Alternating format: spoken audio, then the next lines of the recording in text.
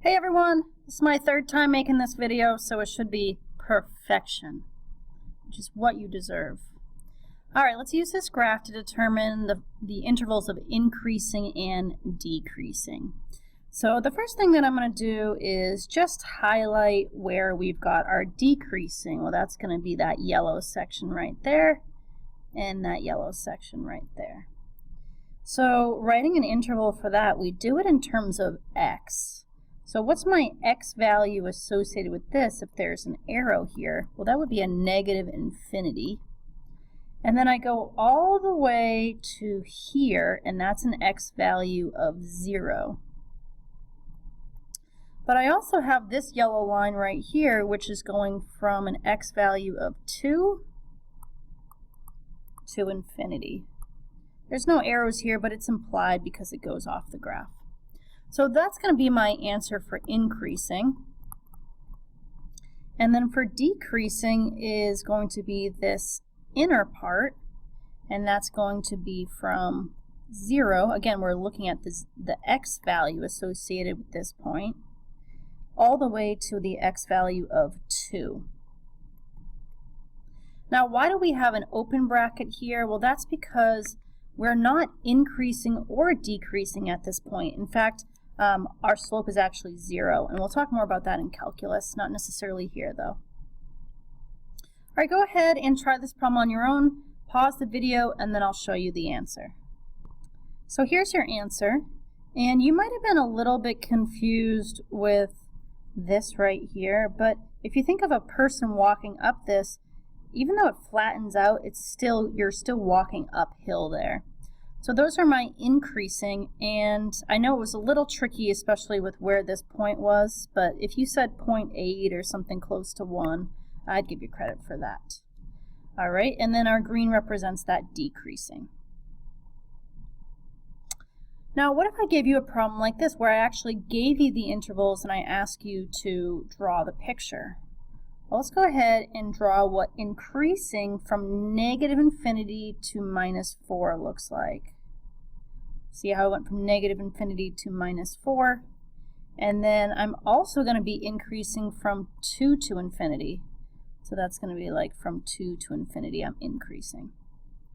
Now I'm going to be decreasing on the interval from minus 4 to 2. So from minus 4 to 2, I'm decreasing. Can you have different answers? Well, of course you can. And a possible answer might look something like this, as long as it is making that turning point. I guess I was a little off here. As long as you're making that turning point at the same spot. It doesn't matter how high or how low, as long as you have the same turning point at minus 4 and at 2 right here. Now let's talk about local mins and local maxes. It may not be the absolute highest or lowest point on the graph, but within the general area or locally, it is the highest or the lowest point. So in this case, we have a local max here, we have a local max here, a local min here, and a local min here. And you might be saying, is there a term for something that would be the absolute highest or the absolute lowest? Well, there is, and it's called the absolute max or the absolute min. In this particular example here, our absolute max is located right here. And that's because that's the highest point on the entire graph, not just locally, not just in its general area, but for the entire graph. And believe it or not, even though it's called an absolute max, we can also call it a local max as well. Now, is there an absolute min on this problem? Well, there is not, because these arrows indicate it goes down forever, and so there would be no particular point that we could call the absolute lowest. So it is possible to have some absolute maxes, but maybe not an absolute min, and vice versa. Now you might also hear of these as being turning points. A turning point is it when it goes from increasing to decreasing. So this right here we call the turning point. Right here we have a turning point, And right here we have a turning point, and I believe that's it. If we look at this picture, do we see any absolute maximums? Well, yeah, right here is an absolute max. And right here at an end point, which is okay, we have an absolute min.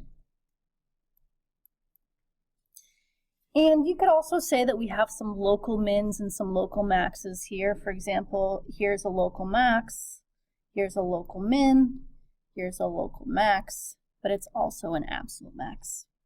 All right, folks, don't forget to watch the next video. Have a good one.